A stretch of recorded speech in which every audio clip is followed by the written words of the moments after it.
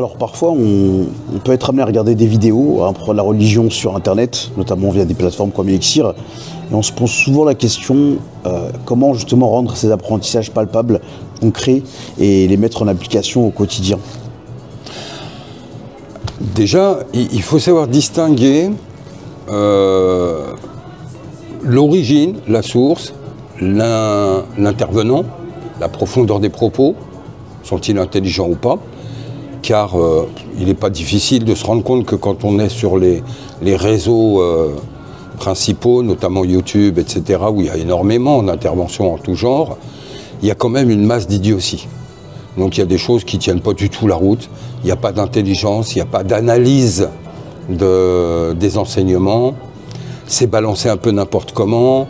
On te prend un enseignement qui a une particularité dans un thème, je te donnerai un exemple, et on en fait une généralité.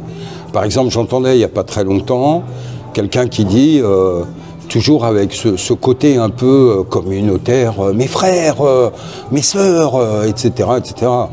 Frères, sœurs, communauté, c'est un grand leurre en réalité en islam. On n'a pas de communauté, on est tous divisés, on n'a pas du tout les mêmes islams.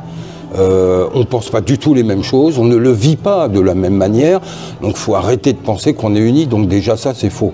Mes frères, mes sœurs, on se trahit matin et soir, le mensonge est monnaie courante, si on était frères et sœurs, donc déjà frères et sœurs, pour moi c'est à bannir comme thème. Hein. C'est-à-dire que quand je dis à quelqu'un mon frère ou ma sœur dans les yeux, ça a du poids, ça implique beaucoup de choses, pas des paroles qu'on prononce à la légère.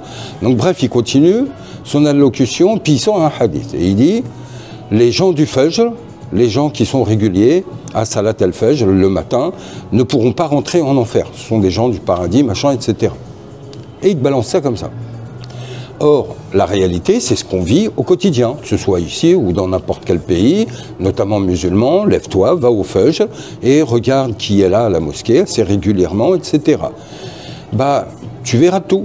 Tu verras des gens bien, tu verras des gens discrets, tu verras des gens qui sont là pour se montrer, tu verras des gens qui sont là parce que c'est l'heure où il va ouvrir son commerce, sinon il ne serait pas là.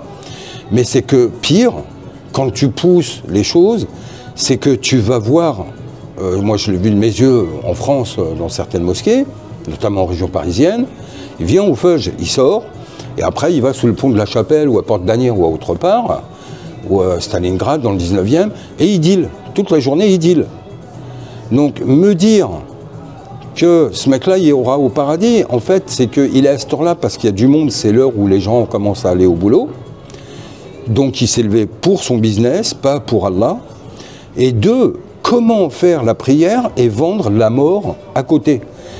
Et tu voudrais me dire que ça va au paradis. Évidemment que c'est quelque chose qui est déconnecté de sa réalité, de la réalité, mais également de l'ensemble des enseignements concernant les gens du paradis ou ce qu'est le Fajr. Réellement, qu'est-ce qu'un Fajr? Donc, pour répondre à ta question, oui, bien sûr que quel que soit le livre ou la conférence ou le YouTube que tu veux, ça garde une dimension théorique qui n'est pas suffisante pour une vraie réalisation, une vraie compréhension des choses. C'est pas suffisant. Allahumma